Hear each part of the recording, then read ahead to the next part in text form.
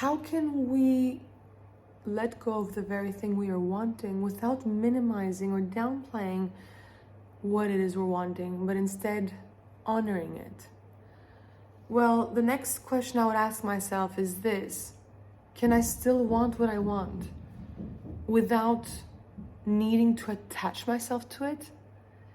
So there's a part that wants, honors, and there's another part that is attached, that is coming from codependency, that's coming from fear, actually from resistance to fear.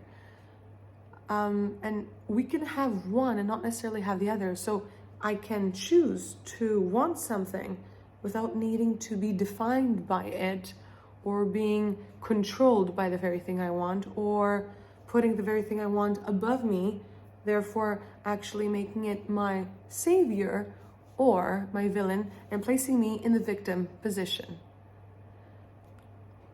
So the question is, how do we do that? How do we actually find the balance between the two without gripping and controlling onto the very thing it is we were wanting, and without dismissing or ignoring the very thing we're wanting in desperation to kind of let go of this suffering?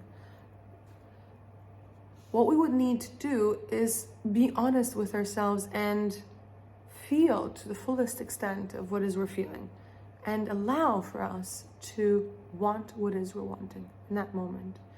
And there, when we are allowing for this to happen, in those moments, there are going to be shifts that are showing us negative associations to the very thing it is we're wanting. For example, maybe we are afraid of losing it once it comes into our reality, or we are worried or afraid it's not going to be exactly the way we'd want it to be.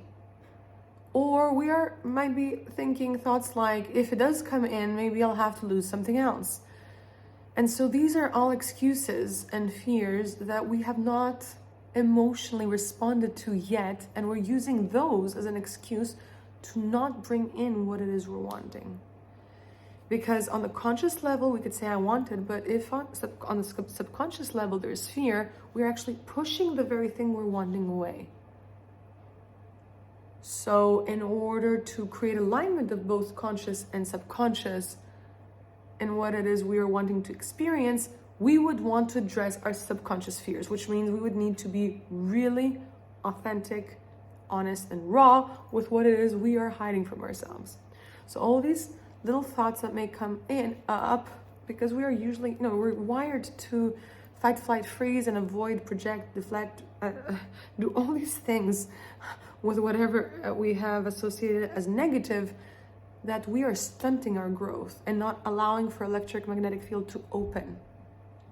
So instead, what we want to do is call in these fears, call in these insecurities, these negative thoughts, and allow to observe them and feel them and grow through them, grow from and through them, by being present in the body without wanting to escape. Because you see, in order to face fears, we need to first call them in, observe them, feel them, and in that moment want to be in our body and allow to feel how it is they feel on our body. And the more we're present with them, the more we are taming our fears, because we're getting to know them. We are integrating our fears instead of cutting them out and separating them from ourselves, separating ourselves from ourselves.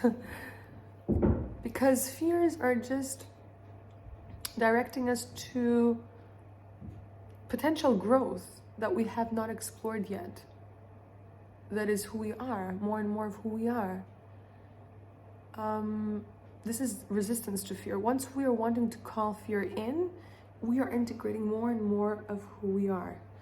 Because fear is, it could be fear of being alone, fear of being hurt, fear of being rejected. There's fear of being something, right? So when we are calling in all these, I would say guides, because all our triggers are guides. They're showing us where we have been resisting to grow and grow. So when we follow the trigger and go into the negative by wanting to be present in our body, we're using them as guides to access more and more of who we are on our inner world. So they're Triggers are keys to access our inner world, as long as we're wanting to be present in our body while they are actually emerging from the subconscious to be seen.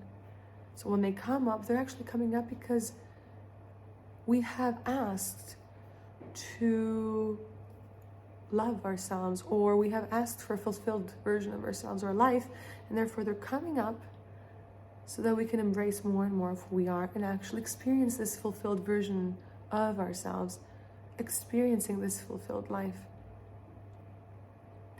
So, triggers can be an excuse to get stuck in suffering, or they can be an opportunity to exponential expansion. What we do with it is what makes them what it is.